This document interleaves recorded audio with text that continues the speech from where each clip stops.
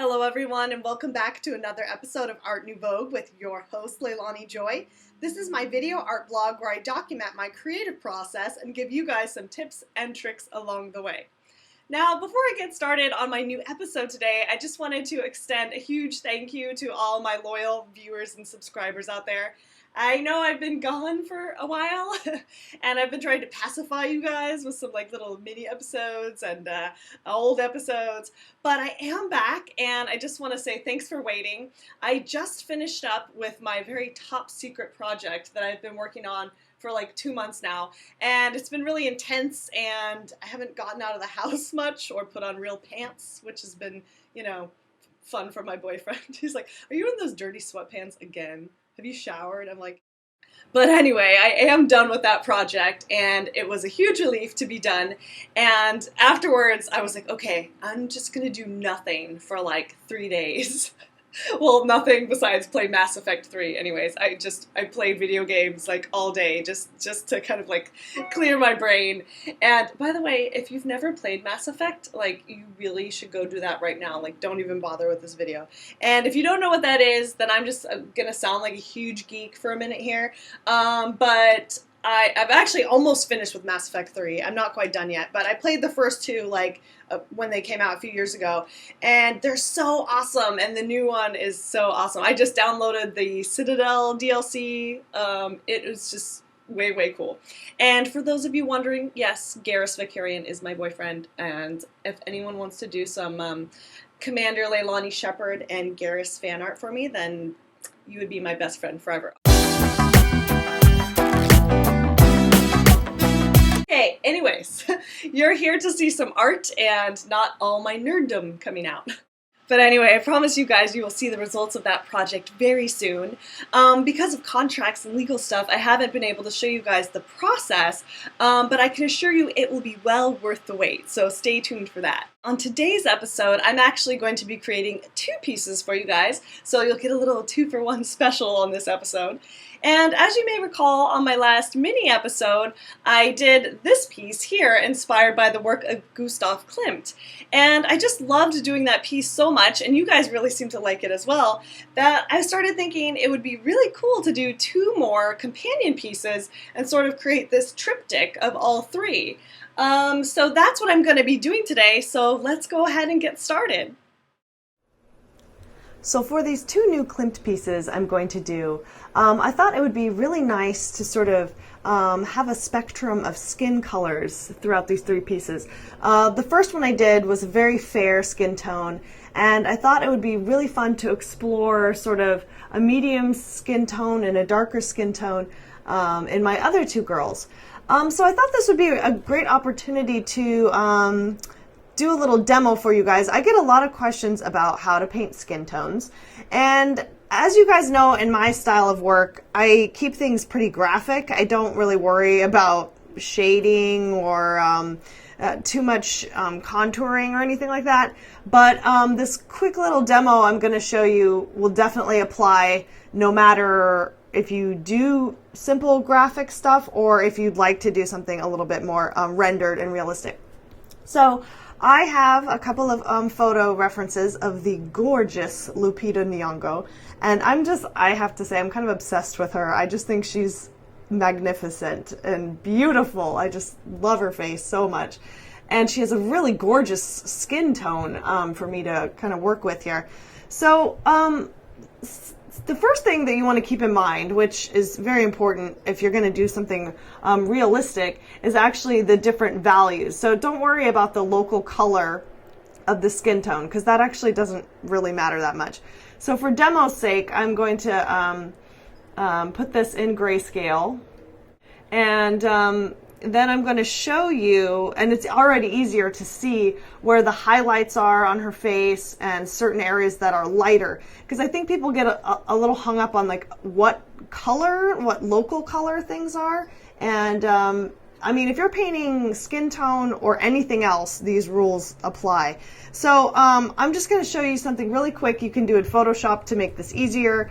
I wish they would have told me this in school. They want you to learn the classical way, but this is a much, at least for me, an easier way to understand values So if you have Photoshop CS3 or 4 like I have, you can go to something called Adjustments under Image here. Image, Adjustments, and then it's called Posterize. And for this sake, I'm going to keep it at just 4 levels. This breaks an image down to the most simplistic of values. So you can see here where the darkest shadows are under her neck, on the sides of her face, around the eyes, it's very dark.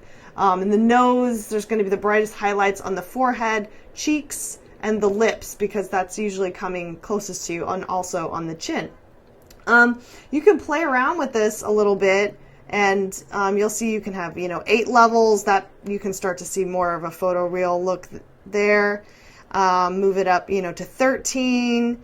So you can basically make yourself a little like paint by number, and this is just a very simplified way to think of values. When you're going to actually paint color though, you want to keep these same things in mind, but then you're going to be dealing with color temperatures, which is a little bit different. So first I would kind of take a look at it in grayscale, do a sketch, decide where your darkest areas are going to be. And then you're going to do this exact same thing with your color photograph reference. And you're going to go back to Image, Adjustments, Posterize.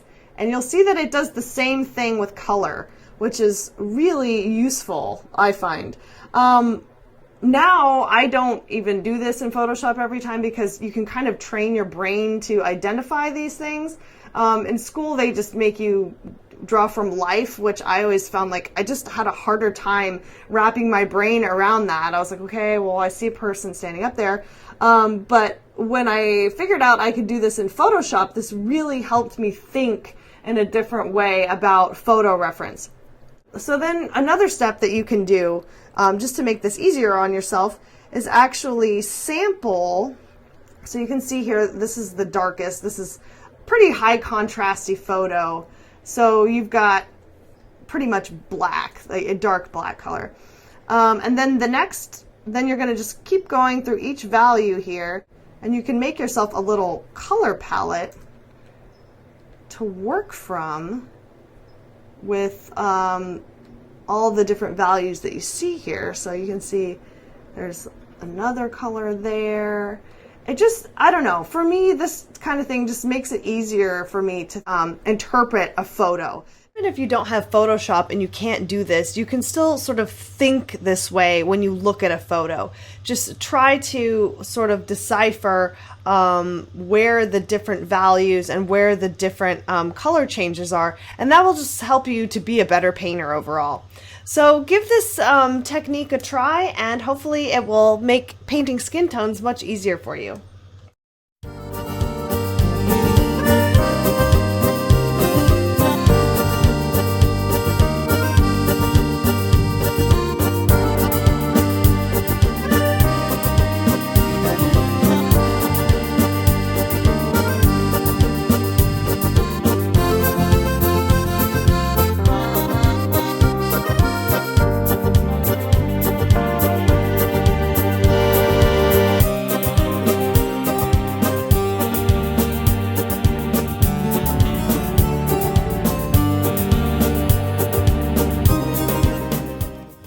So I would just like to quickly apologize for how ratty my fingernail polish always looks in my videos.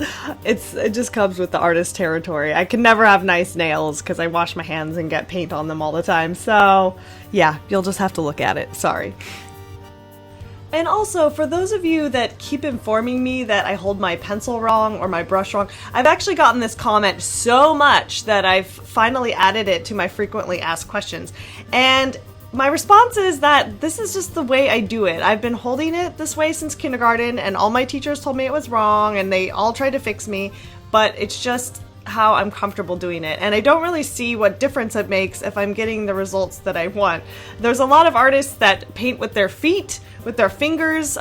Chuck Close had a stroke, and he paints with a paintbrush in his mouth. So I just don't really see how it matters. So thanks for the comments, but I'm going to choose to ignore you.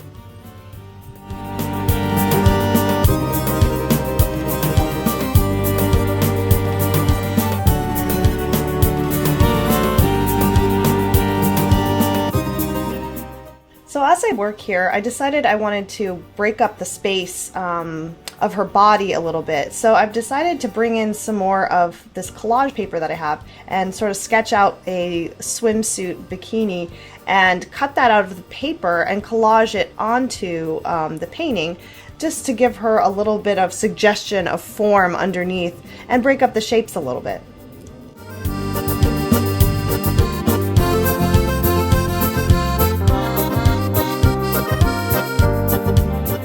Finishing up with my first piece now, so I'm going to start on the second piece.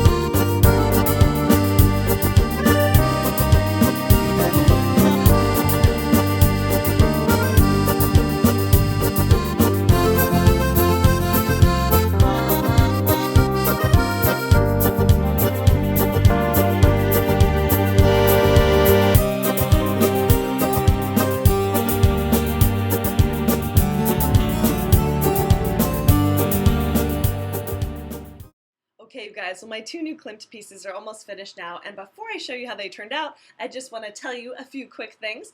First of which is, these originals will be available directly following this video, and also I will have limited edition canvas reproductions available of these.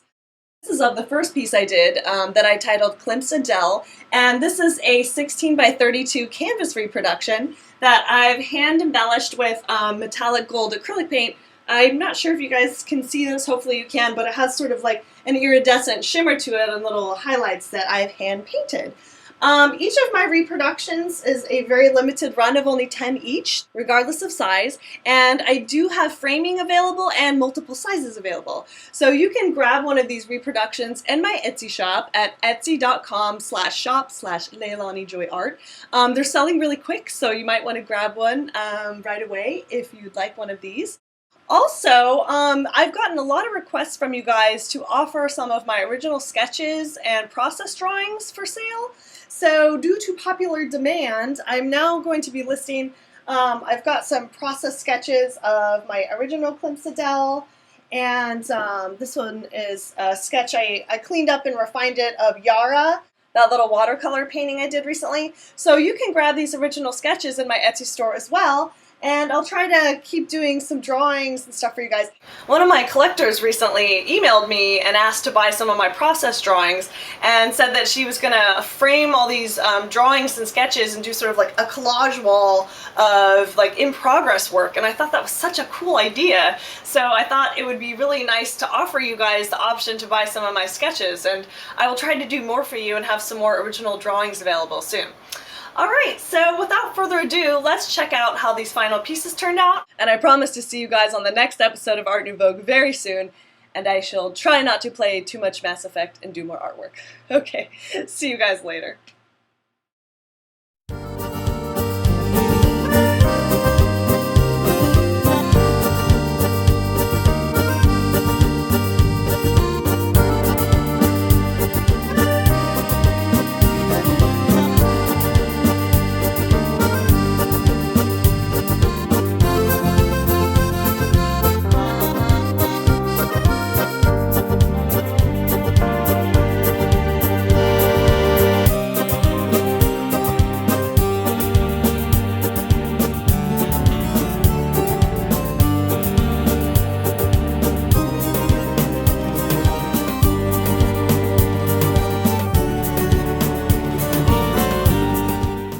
Hey, before you guys go, don't forget to check out my Etsy shop where you can purchase a print of any of my Klimt girls, or for a special price you can purchase a print set containing all 3. And now through July 1st, I'm including a bonus prize pack if you pick up one of the 11x17 Klimt girl print sets. That includes a random mini print, a magnet, and a signed and doodled postcard. So don't forget to grab one of these before July 1st.